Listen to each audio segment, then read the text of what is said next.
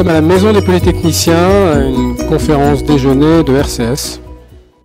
J'ai essayé d'abord d'expliquer le diagnostic et de le faire partager, parce que ce diagnostic est basé sur des faits, est basé sur une réalité.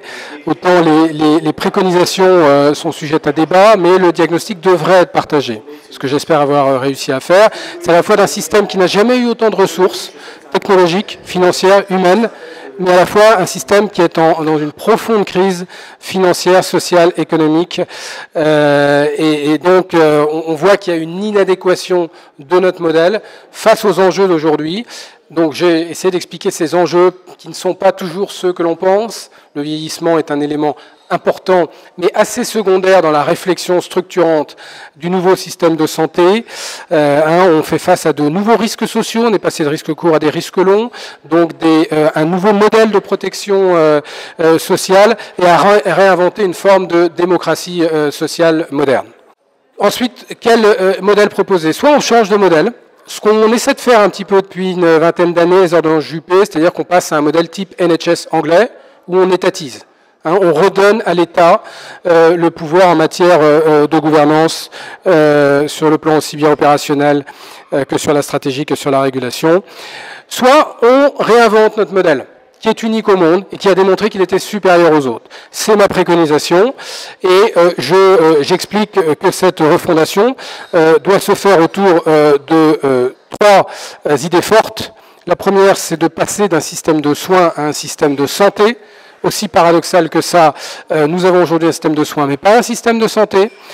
Ça veut dire qu'il faut passer d'une assurance maladie à une assurance santé, c'est-à-dire qu'il faut faire évoluer les modes de paiement pour intégrer aussi les biens portants dans les dépenses, c'est-à-dire qu'il faut faire de l'investissement social et pas simplement de l'assurance sociale et de la redistribution. Le deuxième objectif, c'est de sortir de l'hospitalocentrisme. Il faut repenser le rapport entre l'espace et la médecine.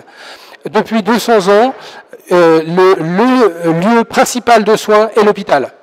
Aujourd'hui, l'évolution de la médecine fait que l'hôpital n'est plus en phase avec les pratiques. Donc il a un rôle qui est toujours important, mais qui n'est plus le rôle pivot. Donc il faut repenser les espaces à travers des parcours de soins qui soient coordonnés, qui soient repensés. Et puis la troisième chose, c'est de ce que j'appelle de conserver la valeur liberté comme une valeur structurante. Notre modèle repose sur la solidarité, sur la liberté, sur la responsabilité. Et donc pour permettre d'avoir le système qui a offert le plus de liberté aux patients et aux médecins à travers le monde, aucun autre système n'a intégré cette liberté et les événements récents nous ont sensibilisés sur pourquoi c'était comme ça. C'est parce que la relation avec la liberté si particulière à la société française, on la retrouve dans ce système.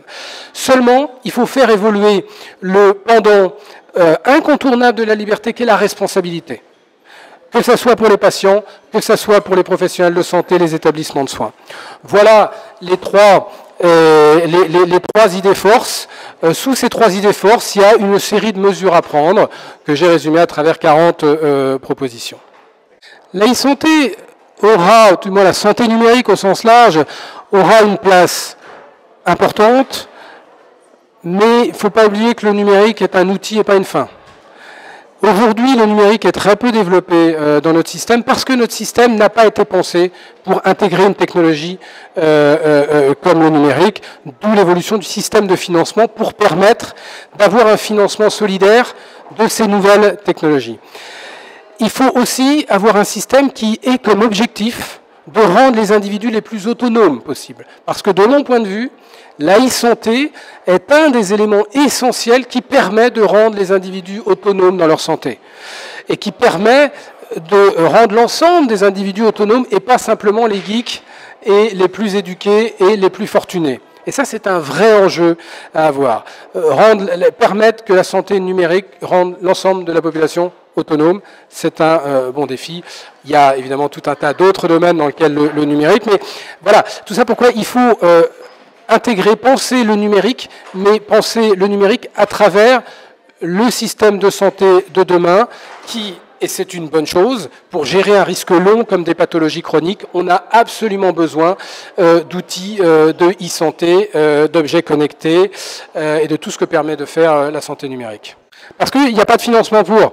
On a un système d'enveloppe fermée d'assurance maladie qui augmente en croissance tendancielle de 4,5% par an. Donc le seul objectif du financeur public, c'est de réduire ces 4,5% à 2 maintenant et à 2,5% avant. Donc quand vous arrivez avec une technologie qui est incontestablement innovante, même s'il n'y a pas forcément des études médico-économiques qui vont avec, vous avez un directeur de la CNAM qui vous dit « mais j'ai pas les ressources pour ». C'est très bien, j'ai pas.